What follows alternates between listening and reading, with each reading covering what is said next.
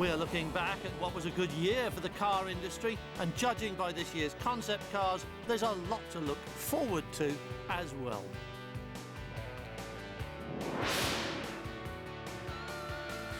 It started in Detroit, where crossover was still the buzzword, and Honda's Acura RDX was one of the buzziest. So radical that you know this car will never see a production line, and it's unlikely that many of its features will either. Lights that fold out from the hood, maybe yes, but unlikely. Tiny rear-facing cameras instead of door mirrors and rear-view mirror, almost certainly not. And if you can find anyone who actively wants to put two dirty mountain bikes into the back of the vehicle they use for shopping and going out on those special evenings, no. That'll have to go as well, no matter how up-to-the-minute and downright trendy it might be. Centre opening doors are on almost everything now, so that's okay, and the four-wheel drive system that uses Honda's hybrid petrol-electric system is also an easily achievable reality. But fixed front seats with a fully adjustable dash, steering wheel and pedal assembly, it's cheaper and easier to fix seat runners, so guess what? But anyway, that's the idea of concept cars. They present ideas and possibilities and pave the way for change, making it acceptable before you're asked to pay for it. Despite all the breathtaking shapes and techniques you see at the shows, it's still worth remembering that the scale of investment needed to bring a new car to market obliges car makers to be conservative. Nothing conservative here. Upper segment quality and style for a price-conscious lower level normally deprived of this much quality. The arrival of a baby BMW, a 1 Series, to fit beneath the compact in the marketplace is no surprise, and we've seen pictures and drawings in the motoring press many times.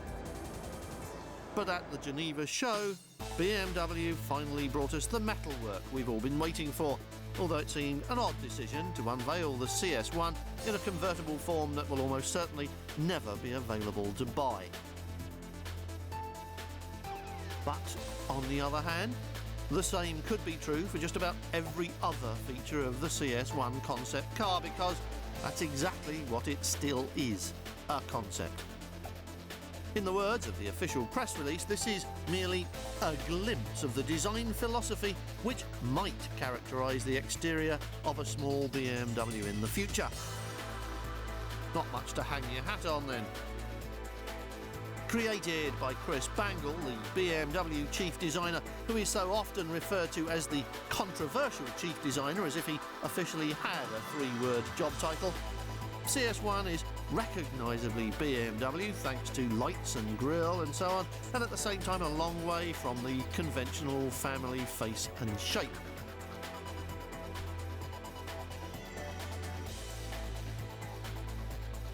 The CS1 has managed an attractive modern shape which wouldn't look out of place in your office car park right now, and that's a good sign that it will never be built looking like this, because it'll be out of date before it hits the showroom.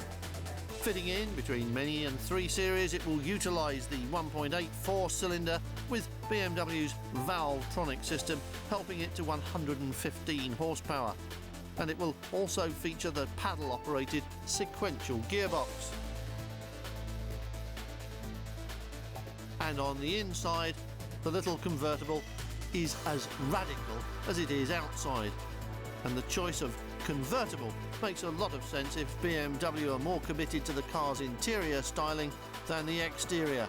The roofless body lets us all have a good look at a design language that's both radical and attractive, as well as consistently BMW.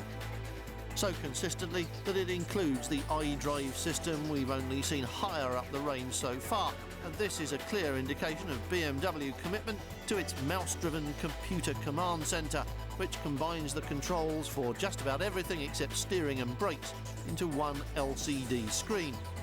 BMW think this easier than finding separate controls around the cockpit, and that may be true, but we'd have to spend more time with it before we decide.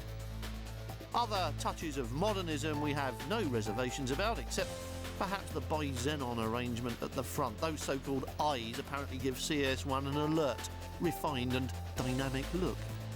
LED lights at the rear have a similar appearance but also improve functionality and perception. They come on quicker, important in a brake light. They shine brighter and they're designed to be better seen. All highly laudable stuff. Ermshire started life as a tuning company specialising in Opel engines, and 35 years later that's still probably how they are best known by most people. That plus the wide range of body parts for Opel-based rally fans. In fact, that long relationship with Opel continues, and you can still buy Ermshire parts for your Vauxhall or Opel, which come with their own year-long guarantee and don't affect the maker's warranty as long as they're properly fitted.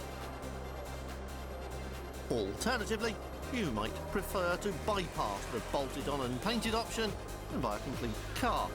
In this case, the Opel-powered Inspiro Concept, a two-seat roadster with a 3-litre V6 and rear-wheel drive and, most interestingly, 225 horsepower in less than 800 kilos. And just for the record, that's half the weight of your average 911 and rather more than half the horsepower, which gives you a fair idea of what the performance might be like if it ever makes it to production.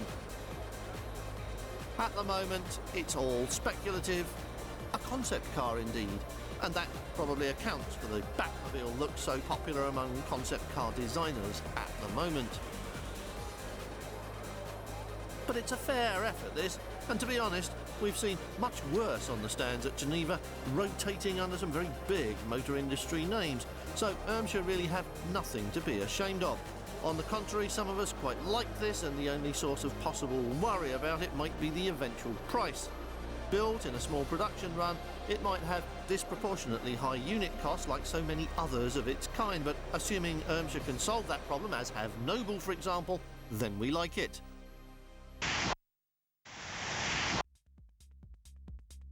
The last time you saw this, you were probably pushing it across the bedroom floor as a child.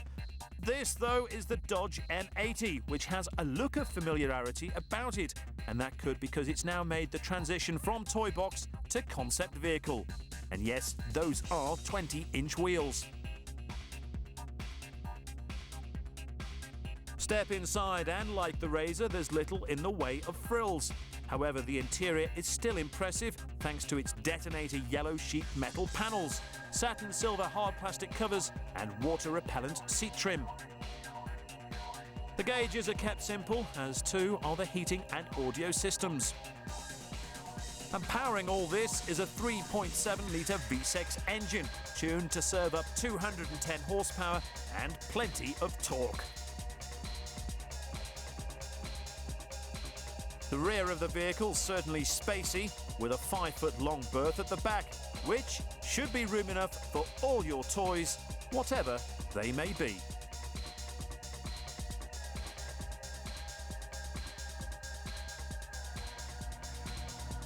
While the M80 may not look that serious to some, it certainly is underneath the bodywork. A simple independent front suspension and leaf spring solid axle are there to do a job. Don't forget the slate grey plastic bumpers, round headlamps topped off by a stainless steel looking grille. And it wouldn't be complete without mega-sized performance-tuned dual exhaust pipes. So it seems the toys have finally grown up. Spaceliner was designed as a fuel cell vehicle and as a show car, full stop, and that means stop. It doesn't work. The SUP, and this is the cabriolet version, was based on Mitsubishi's existing hybrid system, which has a direct injection petrol engine to drive the front wheels, and that features an integrated starter alternator that gives regenerative braking and so on. Plus, there's a pair of electric motors at the back, one on each wheel. Also at the back is the shower. The shower. After a hard afternoon on your mountain bike or a lazy afternoon on the beach, wash off the mud, sand and suntan oil before you get back in the car and mess up the interior. And you won't want to mess up the interior. We like this, the colours, the layout, the theme, and we hope there will be a lot more like it soon.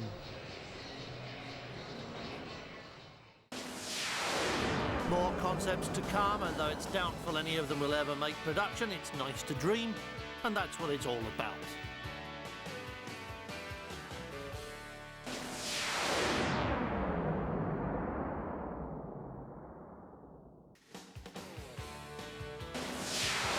More big trucks, which really are our favourite concepts, but before that, a small adventure in the sports car department from Peugeot.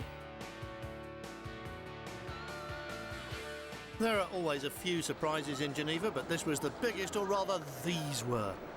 Peugeot took the covers off a pretty concept sports car, which is intended to be just that, a concept, not a production model. But never say never, and Peugeot have already said that the level of interest in the RC Duo greatly exceeded their expectations.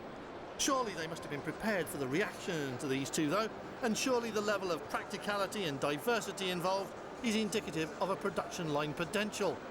The RC 2+2 is a split personality concept, and it's not just limited to the two-tone red and black colour and trim.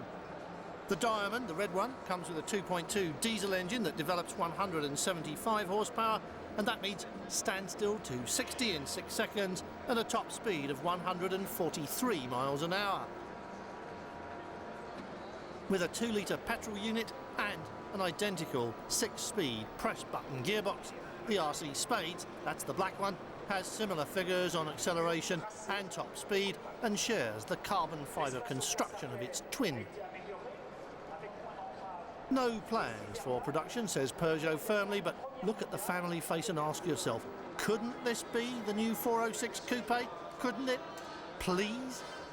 Oh well, never mind. Just sit back, relax and dream.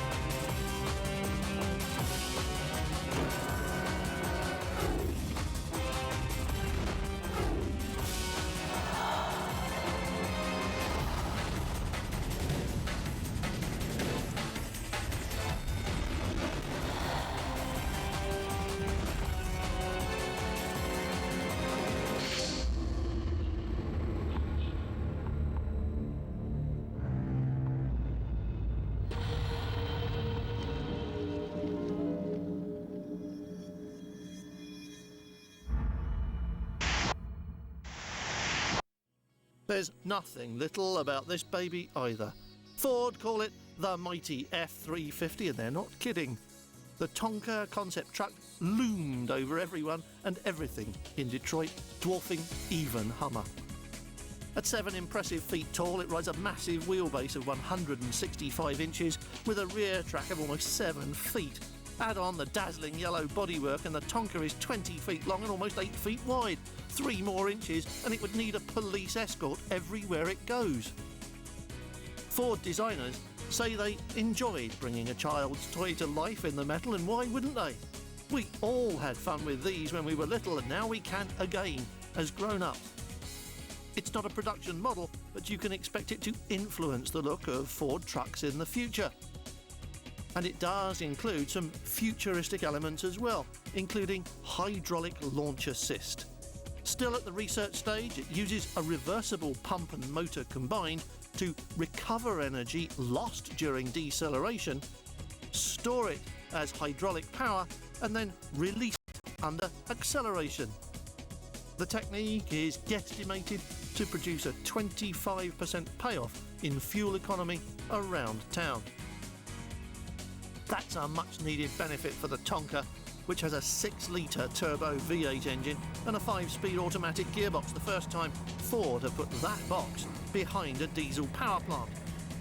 Producing 350 horsepower plus untold buckets of torque, the Tonka has lower emissions and better economy than any V8 diesel truck available in America. We're committed to exploring ways to provide our customers with leading-edge powertrain technologies that are fully capable and socially responsible, say Ford.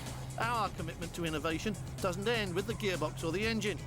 And of course, it's not just the environment that Ford are taking care of. They also want to preserve the F-Series as the best-selling truck in America for 25 years and the best-selling vehicle of any kind for 20 consecutive years. Thus, the air suspension, which drops the body 5 inches closer to the ground when a door is open so you can get in and out, and also load the huge rear floor space more easily, of course. The vision was that anyone could make Tonka their own, say Ford, and who knows, maybe someday you might find a truck like this in your drive. I'll be surprised I need a new house first.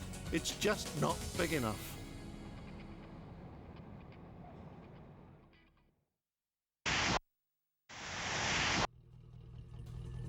Question: when is a sports car not a sports car? Answer: when it's a sports car that's just as comfortable off the road as on it. And those behind the Jeepster, in other words Chrysler, claim it can achieve both qualities. It is, though, still just a concept and may well remain one. However, one day, someone's going to produce a car that marries the power and excitement of a sports car with the will-go-anywhere nature of the many vehicles given to the industry by Jeep. And who's to say the Jeepster won't be the first? So what's it got? Well, firstly, there's electronic, independent and adjustable 4-wheel suspension. This allows the vehicle to be moved 4 inches in either direction, should you need the height for those tricky off-road obstacles, or a lower level for a more aerodynamic drive along tarmac. They're controlled by 2 switches on the console, which will give the Jeepster a maximum lift just short of 10 inches, should you want to get really serious. You want power? You've got it. The 4.7-litre 16-valve V8 engine has plenty, with an estimated 275 horsepower. Jeep's military history isn't forgotten. The instrument panel certainly has that army feel to it. That's where the past is left behind, though. On the dashboard you find a navigational system, which includes global positioning and external temperature reading. The transmission, by the way, is 4-speed automatic, with 4-wheel drive high and low range, while the dual exhaust system boasts 3-inch diameter pipes. The front seats have the 4-point belts, while the foldable rears use the conventional 3 points. Finally, let me tell you, those 19-inch wheels we saw earlier, yes, that's them, are capable of maintaining their shape on or off-road, even after a flat at speeds of up to 55 miles per hour for a distance of 50 miles.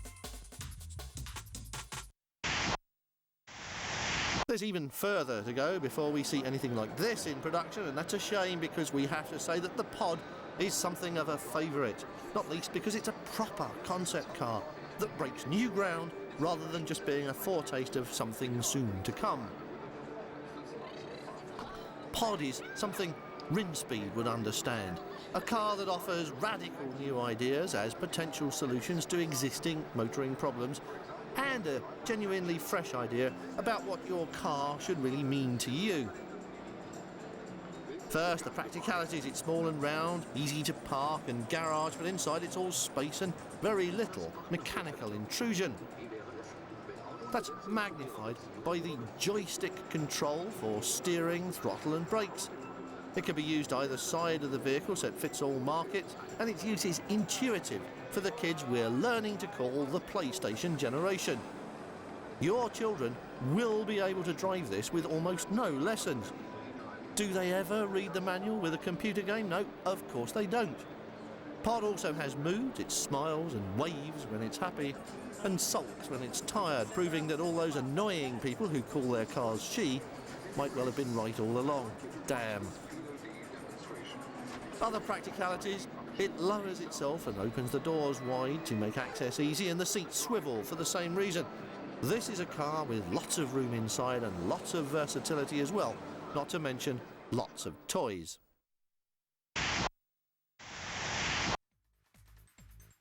So let's start the ball rolling with Dodge. The very name conjures up a stars and stripes tinged image of tough, chunky looking vehicles, a category the Razor slips, or should I say powers, into.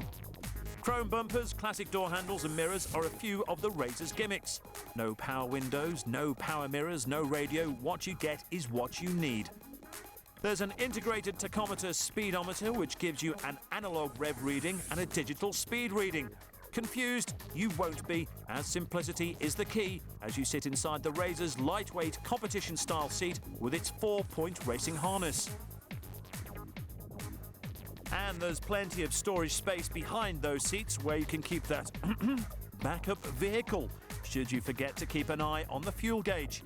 However, that should never happen, as, along with the temperature, oil and battery gauges, they're all very easy to read.